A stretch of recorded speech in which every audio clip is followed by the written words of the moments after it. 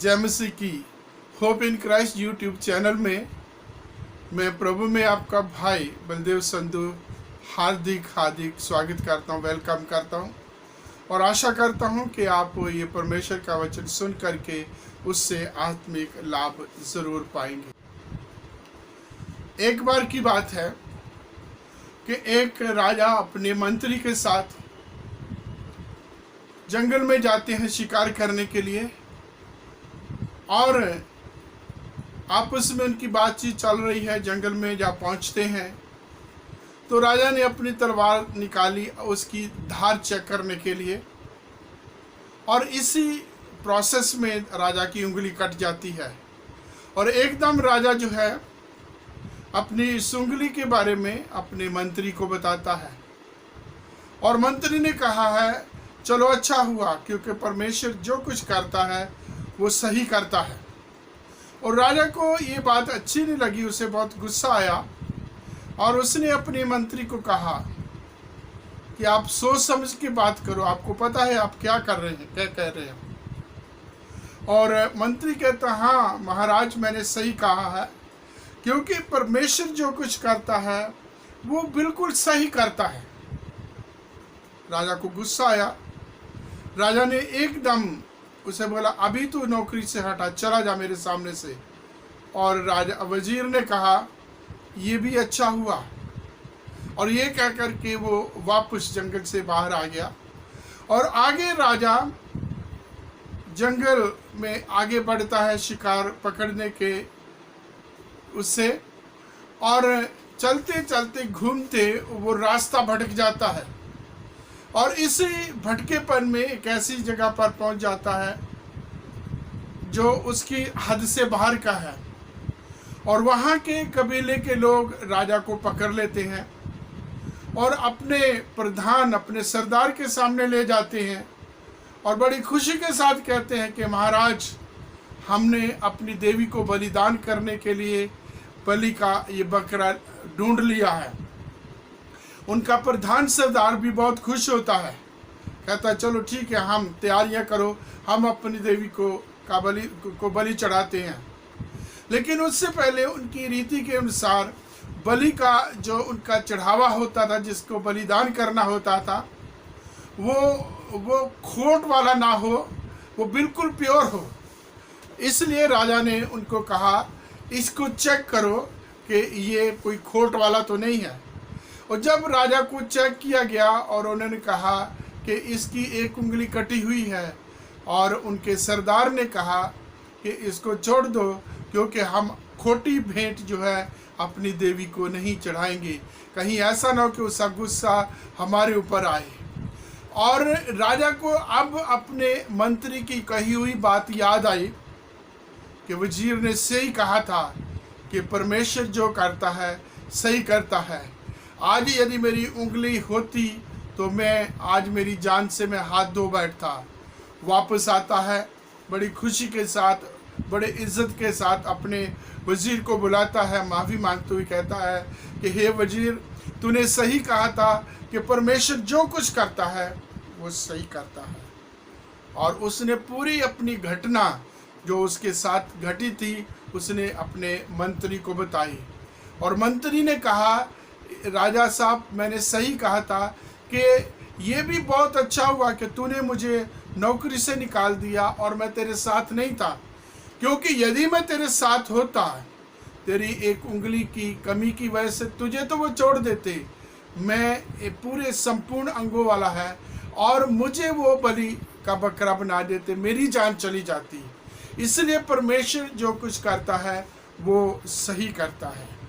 परमेश्वर के पवित्र वचन रोमियो की पत्री में उसके 8 अध्याय के 28 वचन में पढ़ते हैं कि जो लोग परमेश्वर से प्रेम करते हैं परमेश्वर उनके लिए सब बातें मिलकर भलाई को उत्पन्न करता है, अर्थात उनके लिए जो उसकी मर्जी के अनुसार बुलाए गए हैं।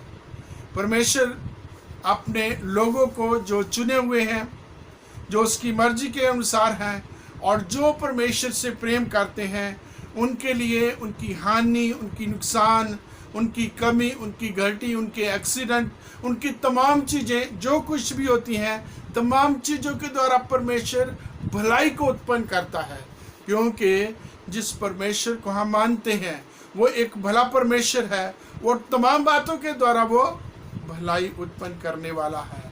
जैसे हम यहाँ देखते हैं कि ये राजा के साथ बेशक वो फंस गया था, बेशक को बलिदान करने के लिए ले जाया गया था, लेकिन परमेश्वर जो कुछ करता है, जैसे हम एक हमारा बड़ा पुराना शहर है कि होता वही है जो मंजूर खुदा होता है। अब यहाँ भी वही होता है जो प्रभु यीशु मसीह की मर्जी है, जो उसको मंजूर होता है। रोमियो की पत्री में हमने पढ़ा, जो लोग परमेश्वर से प्रेम करते हैं, परमेश्वर उनके लिए सब बातों के द्वारा भलाई उत्पन्न करता है, जो उसकी मर्जी के अनुसार बुलाए गए हैं, जिनको उसने अपनी मर्जी के अनुसार बुलाया है। बहुत बार जो है, जिसे हम थियोलॉजी ऑफ प्रॉस्पेरिटी कहते हैं, इसमें हम बहुत बार जो है इन चीज़ों को बड़ा जोर दे के इनका जो है कोट करते हैं। परमेश्वर सब बातों के द्वारा भलाई उत्पन्न करता है, परमेश्वर सब बातों में हमारे लिए भलाई उत्पन्न करता है, इसलिए वो इन्हीं चीज़ों के ऊपर जो है विश्वास करते हैं। जबकि कंडीशन क्या है, जो लोग परमेश्वर से प्रेम करते हैं। और इसमें मेरे आपके लिए, हम सब के लिए ये भी अनिवार्य है, बहुत ज़रूरी है कि हम परमेश्वर से प्रेम करें। परमेश्वर से प्रेम करने का मतलब परमेश्वर की मर्जी को मानना है, परमेश्वर के हुक्म को मानना है। अपनी ज़िंदगी में मैं नहीं बल्कि परमेश्वर सब कुछ है और उसी को महिमा मिले, उसी की महिमा के लिए हमने अपना पूरा जीवन व्यतीत करना है। परमेश्वर का पवित्र वचन जो है दूसरी चीज़ कहता है, वो जो परमेश्वर की मर्जी के अनुसार बुलाए गए हैं। बहुत बार हम अपनी मर्जी से जो है बुलाए होते हैं, बहुत बार जो है हमारा विश्वास इसलिए है, हमारी प्रार्थना इसलिए है, हमारा चर्च में आना, संगति के साथ जुड़ जाना या किसी संगति विशेष में जाना इसलिए है कि हम अपने स्वार्थ के लिए, अपने आप लिए, अपनी जो है लाभ के लिए कुछ पाना चाहते हैं, और हम प्रार्थना करते हैं, और हम विश्वास करते हैं, और हम बाइबल पढ़ते हैं, और हम संगति में जाते हैं, जबकि वास्तविक तौर पर परमेश्वर से हमारा लगाव कम होता है। ज़्यादा लगाव हमारी अपनी वस्तु, भौतिक वस्तुओं के बीच में, हमारी हेल्थ के बारे में होता है। बहुत बार हमारी ज़िंदगियों में ऐसा होता है। कई बार जो है हम परमेश्वर की कमियां निकालना शुरू कर देते हैं। कई बार जो है हमारी ज़िंदगियों में ऐसा होता है कि हम देखते हैं कि सारे हमारे विरोध में हो गए हैं, हमारे परिवार वाले हमारे विरोध में हैं, हमारे दोस्त, हमारे मित्र हमारे विरोध में हैं। लेकिन मेरे प्रियो, परमेश्वर का वचन कहता है, यदि परमेश्वर हमारे साथ है तो हमारा विरोधी कोई नहीं हो सकता।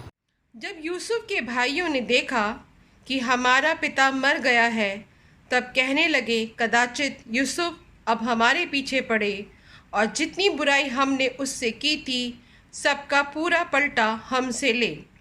इसलिए उन्होंने यूसुफ के पास यह कहला भेजा कि तेरे पिता ने मरने से पहले हमें यह आज्ञा दी थी, तुम लोग यूसुफ से इस प्रकार कहना कि हम विनती करते हैं कि तू अपने भाइयों के अपराध और पाप को क्षमा कर।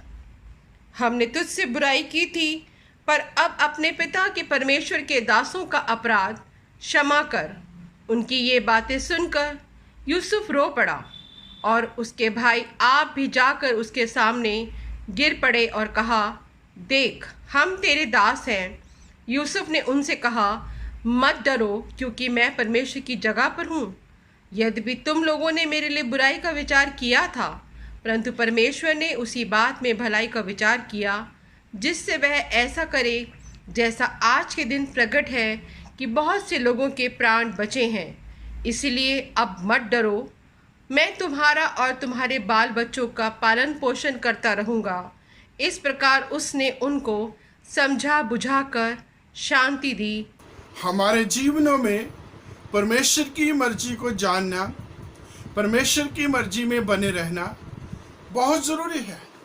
क्या परमेश्वर ने हमें बुलाया है? क्या हम उसकी मर्जी के अनुसार बुलाए गए? हम अपनी मर्जी के अनुसार तो बुलाए जाते हैं, अपनी मर्जी के अनुसार तो काम करते हैं, जो हमें अच्छा लगता है, जिससे हमारा मन प्रसन्न होता है, उसके अनुसार तो हम काम करते हैं। परंतु क्या उसमें परमेश्वर की मर्जी है? क्या उसमें परमेश्वर की खुशी है? क्या उसमें परमेश्वर को महिमा मिलती है? ये जानना हम सबके लिए बहुत ही ज़रूरी है। और वो भी कि क्या हम परमेश्वर से प्रेम करते हैं? क्या हम उसकी आज्ञाओं को मानते हैं? क्या हम उसके जो है पूरे व्यवस्था को मानते हैं, उसकी व्यवस्था में बने रहते हैं, मसीह की व्यवस्था में बने रहते हैं? क्या मसीह का प्रेम हम में पाया जाता है? तब जा कर के मेरे प्रियो परमेश्वर तमाम बातों के द्वारा भलाई उत्पन्न करेगा। यदि परमेश्वर का प्रेम है हमारे जीवन में, यदि हम परमेश्वर को सर्वोत्तम मानते हैं, सर्वप्रथम मानते हैं, यदि कुछ भी हो जाए परमेश्वर के साथ प्रेम है, कुछ भी बलिदान उस प्रेम की खातिर करना पड़े, तो परमेश्वर का वचन कहता है वो सब बातों के द्वारा भलाई उत्पन्न करेगा। कई बार हम काम शुरू करते हैं, हमारे कामों में रुकावट आ जाती है। कई बार हम ऐसे जो है जो बिजनेस शुरू करना चाहते हैं, कई हमारी ज़िंदगी के इंतजाम होते हैं जो हम करना चाहते हैं, लेकिन उस समय परमेश्वर की मर्जी नहीं। परमेश्वर जो कुछ करता है, नंबर 1 हमारी भलाई के लिए करता है, नंबर 2 जो कुछ करता है वो उत्तम तरीके से करता है, वो बढ़िया ढंग से करता है, और वो करता है जो हमारे जीवन में सर्वोत्तम है, जो बेस्ट है। प्रभु हमें कभी भी जो है नीचा नहीं रखेगा, हमें श्रोमणी बनाना चाहता है। वो हमें पूंछ नहीं बल्कि सर बनाना चाहता है। इसलिए हमें उसकी मर्जी को जानना बहुत जरूरी है। जैसे परमेश्वर का वचन कहता है इफिसियों की पत्री के 5वें अध्याय के 16 वचन से आगे, निर्बुद्धियों की नहीं बल्कि बुद्धिमानों की तरह चलो और ध्यान से देखो परमेश्वर की मर्जी क्या है, परमेश्वर की मर्जी क्या है, और क्या परमेश्वर की उस मर्जी में हम बुलाए हुए हैं, ये देखना है। एक बार एक व्यक्ति ने अपने डिपार्टमेंट में अपने प्रोविडेंट फंड में अप्लाई किया, और प्रोविडेंट फंड जो उसका 1 महीने के बीच में उसको मिल जाना चाहिए था, वो बहुत ही लेट हो गया, और उसको इमीडिएटली उन दिनों में बहुत ज़रूरी कि पैसे की बहुत ज़रूरत थी। वो बड़ा निराश हुआ, बड़ा परेशान रहा, डिपार्टमेंट में कंप्लेंट करता रहा, लेकिन उसके तमाम कामों में रुकावटें रही। और एक समय आया, उसने अपनी ज़िंदगी में एक नया काम अपना बिजनेस शुरू करना चाहा, और उस समय उसने अपने कई लोगों के पास जाकर के अपनी इस योजना को बताया, दोस्त मित्रों और रिश्तेदारों के पास जाके उसने इस योजना को बताया, और कोई भी जल्दी से उसके साथ उसकी इस कदम मिलाने के लिए, कंधे से कंधा मिलाने के लिए, या सीधे कहा जाए तो उसको फाइनेंस करने के लिए कोई तैयार नहीं हो रहा था। तो वो बड़ा निराश अपने घर में बैठा हुआ था। तो जब वो अपने घर में था तो उसके घर की घंटी बजी। उसने दरवाज़ा खोला और उसने डाकियों को देखा। उसने उसको रजिस्ट्री दी। जब उसने रजिस्ट्री का लिफाफा खोला तो उसमें उसके प्रोविडेंट के पैसों का ड्राफ्ट था, जो और 2 साल पहले जिसकी उम्मीद कर रहा था किसी और काम के लिए, वो काम जैसे तैसे परमेश्वर ने कर दिया।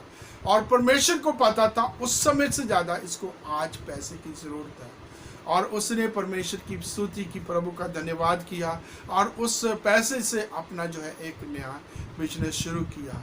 बहुत बार हमारे कामों में विलंब होता है, बहुत बार देरी हो जाती है और हम निराश होते हैं। मेरे प्रियो, हम में प्रभु में निराश नहीं होना, बल्कि प्रभु की स्तुति, प्रभु की प्रशंसा निरंतर लगातार हमने करते रहना है, क्योंकि वो परमेश्वर महान है, वो मामूली परमेश्वर नहीं है। उसको हमारे दिलों, हमारे हृदयों की बातों को, वो हमारे सरह के मतलब को जानता है और उसे पूरा करना चाहता है। वो हमारी हर ज़रूरत को पूरा करना चाहता है और उसे पता है हमारी क्या ज़रूरत है, कब ज़रूरत है, और उसी रीति से वो उसको पूरा करता है। बहुत बार हम जब अपने घरों परिवारों के हालात को देखते हैं, अपने प्रति उनके व्यवहार को देखते हैं, हम बड़े दुखी रहते हैं, परेशान रहते हैं, और हो सकता है हम जो है बदले की भावना से भी भरे होते हैं। लेकिन मेरे प्रियो, परमेश्वर कहता है अगर परमेश्वर से प्रेम है तो ये बदला, ये तमाम चीज़ें हमें जो है छोड़नी, किसी चीज़ के ऊपर ध्यान नहीं देना। जो हमारा काम है उस परवरदिगार परमेश्वर खुदावन यीशु मसीह की परस्तो ताजीम करना, उसकी प्रस्तुत करना, उसकी आराधना करना, स्तुति करना, वो हमें करना है।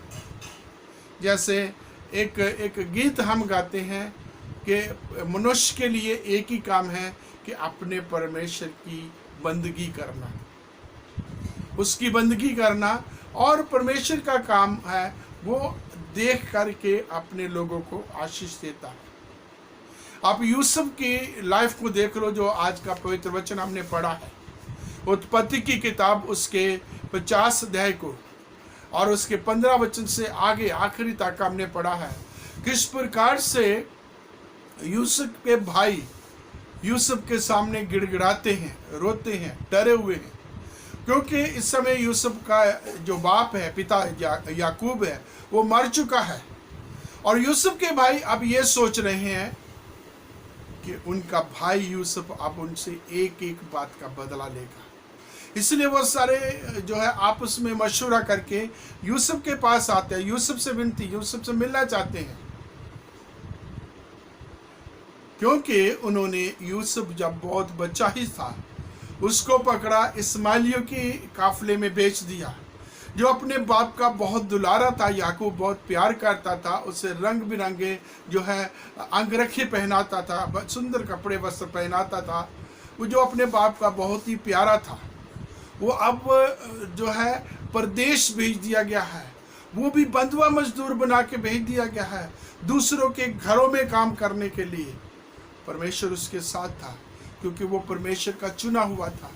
परमेश्वर अपने लोगों को माता के गर्भ से चुन लेता है और उसका नुकसान किसी भी रीति से, उसकी हानि किसी भी तरीके से होने नहीं देता, बल्कि तमाम परिस्थितियों के द्वारा परमेश्वर भलाई उत्पन्न करता है। हालेलुया। वो भलाई उत्पन्न करता है क्योंकि वो भला परमेश्वर है। हालेलुया। वो भला परमेश्वर है, अपने लोगों को किसी भी तरीके से वो हानि नहीं होने देता। यहाँ यूसुफ के भाई आते हैं और याद करते हैं कि किस प्रकार से हमने उसके साथ बदसलूकी की थी। याद करते हैं कि हमने उसे बेच डाला था। एक तरीके से उनके इंतजाम में, उसकी योजना में यूसुफ की ज़िंदगी ख़त्म हो चुकी थी। बंधुआ मजदूर बना के किसी घर की नौकरी चाकरी के लाचार होकर के अपनी ज़िंदगी का वो खात्मा करेगा। जिस घर में आता, पोतीफर के घर में बड़ी ईमानदारी, बड़ी लगन के साथ काम करता, परमेश्वर उसके साथ था। उसके सबब से पोतीफर के घर में परमेश्वर ने आशीष दी। परमेश्वर ने पोतीफर के घर को जो फलवंत किया, और पवित्र वचन कहता है कि अपनी पत्नी को छोड़ करके पोतीफर ने सारा इंतजाम घर का जो है यूसुफ के हाथ में कर दिया। लेकिन यूसुफ के साथ फिर यहाँ नजायज हुई, कैरेक्टर असैसिनेट हुआ और उसको जेल में डाल दिया। जेल में पड़ा है।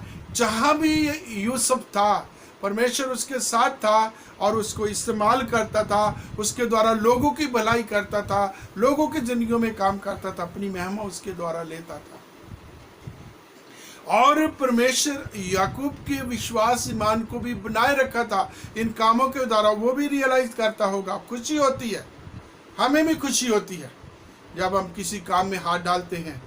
जब हमारे द्वारा किसी को जो है किसी का काम होता है तो हमें भी खुशी होती है। कोई जो है उसकी ज़िंदगी में सुधार आया है, उसकी ज़िंदगी कामयाब हुई है, उसके बिगड़े काम सुधरे हैं, और हमें भी अच्छा लगता है जब हम उसमें हिस्सेदार होते हैं। हमारे सबब से ये सब कुछ होता है। तो परमेश्वर का हम भी धन्यवाद देते हैं। यहाँ यूसुफ जो बेच दिया गया था, अब जो है जेल में डाल दिया गया है, और जेल में भी प्रभु उसको इस्तेमाल कर दिया गया है। अगर हम देखें और उत्पत्ति की किताब पढ़ें, उसमें हमें ऐसा लगता है कि यूसुफ की ज़िंदगी ख़त्म हो जाएगी जेल में ही, वो ख़त्म हो जाएगा यहाँ पड़ा पड़ा जेल में। लेकिन मेरे प्रियो, ऐसा नहीं था, क्योंकि वो परमेश्वर की इच्छा में बुलाया गया था, परमेश्वर की योजना में पहले से इस जगह पर भेजा गया था, और परमेश्वर उससे प्रेम करते थे, परमेश्वर प्रेम करते थे, और परमेश्वर उसके द्वारा भलाई की। अभी जो बंधुआ मजदूर बन के आया था, अभी जो जेल में पड़ा हुआ था, कैदी, एक परदेसी मिस्र का प्रधानमंत्री बन गया। हालेलुया। एक परदेसी जिसके पास उस देश के राइट्स नहीं है, उस देश का वो नागरिक नहीं है, सिटीजनशिप नहीं होगी उसके पास, क्योंकि वो जेल में था।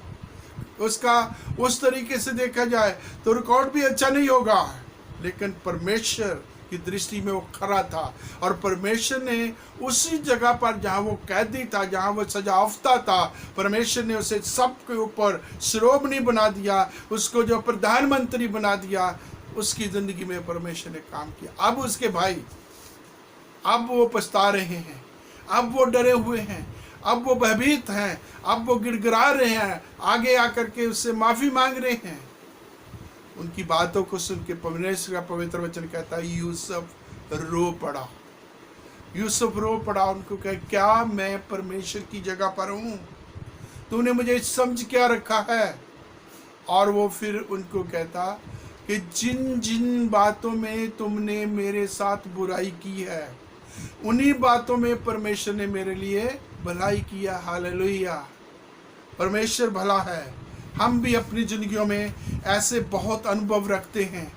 हमारे दोस्त, हमारे मित्र, हमारा समाज, हमारी सोसाइटी, हमारे लोग, हमारे परिवार के लोग, हमारा अफसर, हमारे साथ बहुत डिस्क्रिमिनेशन होता है, बहुत पक्षपात होता है, बहुत तगड़ी पॉलिटिक्स खेली जाती है। मेरे प्रियो, वो परमेश्वर जो हर प्रकार की पॉलिटिक्स, बुरा व्यवहार किए जाने वाले उन लोगों को जो एक शोषित लोग हो जाते हैं, उन्हीं को बादशाह बनाने वाला परमेश्वर है। ऐसी कुवत रखने वाला परमेश्वर है। उस परमेश्वर में बने रहें, उसकी मर्जी में बने रहें, उससे प्रेम करें, उसकी आज्ञा, उसकी विधियों से, हुक्मों, उसके नियमों के साथ प्रेम करें। वो परमेश्वर हमें पूंछ नहीं बल्कि शिरोमणि बनाएगा, सिर बनाएगा, ऊंचे पे उठाएगा। सिर्फ उससे प्रेम करना है, सबसे अधिक प्रेम करना है। जब प्रभु यीशु मसीह ने पतरस को कमीशन किया यही प्रश्न पे, क्या इन सब को छोड़कर तू मुझसे अधिक प्रेम करता है? प्रभु मुझसे भी उसी तरीके से पूछते हैं, हम में से प्रत्येक को उसी प्रकार से पूछते हैं, क्या इन तमाम संसारिक रीति रिवाजों, रिश्तेदारों, साजो सामान से अधिक तू मुझसे प्रेम करता है? और जो लोग इस प्रकार से सबसे अधिक परमेश्वर से प्रेम करते हैं, परमेश्वर कभी भी उनकी हानि नहीं होने देता। परमेश्वर कभी भी उनको जो है नीचे नहीं गिरने देता, नुकसान नहीं होने देता। उनकी जान माल का प्रबंध करता है, उनकी रक्षा के लिए, उनको संभालने के लिए, उनको उठाने के लिए, जैसे उसने यूसुफ के साथ किया है। वो परमेश्वर आज भी जिंदा है। वो परमेश्वर युगान युग एक सा है, कभी नहीं बदलता। प्रतिज्ञा वादे अपने वचन को टूटने नहीं देता है। हाँ और आमीन के साथ एक बिंदु को भी अपने वचन में जो लिखा है उसको भी पूरा करता पिता। मेरे प्रियो, वो मेरी और आपकी जिंदगी को फलवंत करना चाहता है, अपनी महिमा के लिए इस्तेमाल करना चाहता है। आइए हम अपना जीवन परमेश्वर को दें, हम अपना जीवन परमेश्वर की मर्जी में इस्तेमाल करें। एक और मैं इलस्ट्रेशन दे करके मैं इस वचन को बंद करना चाहूँगा। एक बार नेवी का एक जहाज समुद्र के बीच में जा रहा है, अपनी टीम के अनुसार अपने मिशन पर है, और चलते चलते तूफान में वो जो किश्ती है, समुद्री जहाज, वो टूट जाता है और इधर उधर सारे बिखर जाते हैं, कुछ बच जाते हैं। उनमें से एक व्यक्ति है जो ज़्यादा आगे चला जाता है और कैसे तैसे करके वो एक टापू पर पहुंच जाता है। जब टापू में पहुंचता है, कुछ राह और सांस लेता है, आराम करता है, और उसके बाद उसने देखा कि अब यहाँ से मैं जो है अपने ऑफिस में, अपने घर में नहीं जा सकता। उसने योजना बनाई, जो समुद्र की लहरों से जो है गत्ते जैसी चीज़ें, जो सामान बह के ऊपर आता है, उनको पकड़ता रहा, उनको साइड में उस टापू पर इकट्ठा करता रहा। जंगली लकड़ियों से उसने कर के एक अपने लिए टेंट खड़ा किया, और वहाँ जंगली फ्रूट जो भी नारियल जैसे और चीज़ें हैं उनको खा के वो गुजारा करता रहा। इधर जो है लहरों से ऊपर जब मछली आती थी, उनको लेकर के उन्होंने अपना पूरा प्रबंध जुगाड़ बना लिया कि वो लकड़ी के साथ मिल करके वो मछली पकड़ लेता था और उनको वो भून के खाता था। पत्थरों को रगड़ करके वो आग पैदा करता था। अब वो ऐसे लग रहा था कि उसने एक तरीके से एक्सेप्ट कर लिया था कि वो अब इसी टापू में अपना बाकी का जीवन जो है व्यतीत करेगा, क्योंकि उसने अब एक अच्छा टेंट बना लिया था और उसके पास सब कुछ था। इधर उधर की लकड़ी इकट्ठी कर लेता था, समुद्र की बही हुई चीज़ें जो है उसके पास जो है बह करके ऊपर आती थी, उनको इकट्ठा करके वो अपने पास रख लेता था। और चलते चलते वो एक दिन जो है खाना बना रहा था।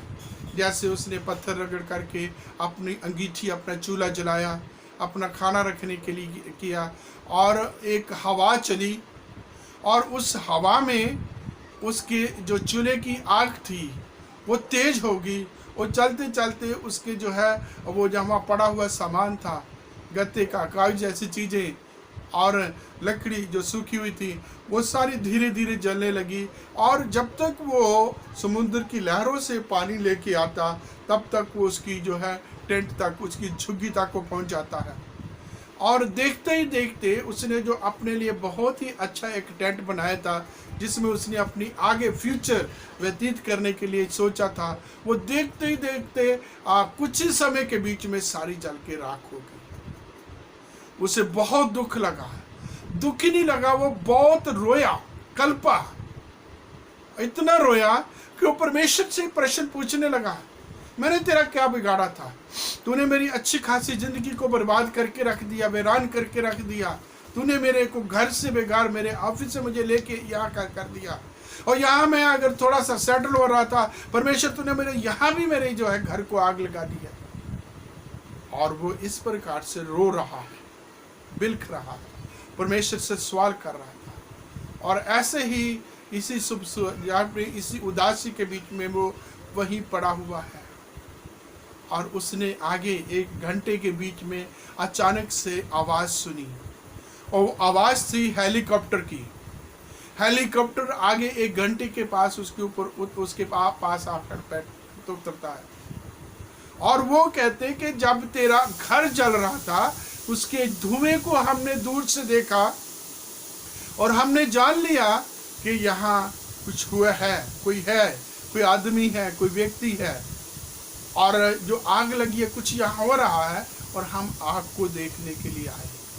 और फिर वो उस जले हुए घर के पास, उस टापू से वो अपने उसको जो है अपने हेलीकॉप्टर में बिठा करके ले जाते हैं, और पूरा पता चलता तो उसके घर में पहुंचाते हैं, और उसके ऑफिस में उसको फिर से बहाल किया जाता है। कहाँ ये रो रहा था, कहाँ ये घर से बेघर होकर के यहाँ जंगल में, वीराने में, इस टापू में अपना जीवन व्यतीत करना चाहता था। इतने लंबे दुख के द्वारा परमेश्वर ने उसके लिए इतना इंतजाम कि घर जल गया, लेकिन उसका असली घर मिल गया। घर जल गया, वो अपने लोगों के बीच में फिर से पहुंचा दिया। यिर्मयाह की किताब उसके 29 अध्याय के 11 वचन में कहता है कि परमेश्वर की तमाम योजनाएं, परमेश्वर की तमाम कल्पनाएं हमारी हानि के लिए नहीं बल्कि हमारी भलाई की है। परमेश्वर भला है, वो सब बातों के द्वारा भलाई उत्पन्न करता है। वो किसी भी तरीके से किसी की हानि, किसी के नुकसान से खुश नहीं होता। वो चाहता है कि हम उत्तम से उत्तम बरकत आशीष को पा सकें। बहुत बार हमारी ज़िंदगियों में भी ऐसे आग लगती है, बहुत बारी जिंदगियों में हमारा भी ऐसे हानि नुकसान होता। परमेश्वर का वचन कहता है हमारा पल भर का हल्का सा क्लेश हमारे लिए बहुत बड़ी आशीष को, बहुत बड़ी महिमा को लेके आता है। मेरे प्रियो, ऐसा ही हमारी जिंदगियों में परमेश्वर करता है, क्योंकि जिस परमेश्वर की हम आराधना करते हैं, जिस परमेश्वर को हम मानते हैं, जिसकी वर्शिप करते हैं, वो मामूली परमेश्वर नहीं है, वो महिमा का परमेश्वर है। वो सब बातों के द्वारा भलाई उत्पन्न करता है। इसलिए आइए ऐसे परमेश्वर को अपना आप समर्पित करें, ऐसे परमेश्वर की आराधना करें, ऐसे परमेश्वर के वचनों को अपने दिल में, अपने हृदय में ले रख करके चलते हुए अपना जीवन बसर करें, ताकि उसकी महिमा हो सके।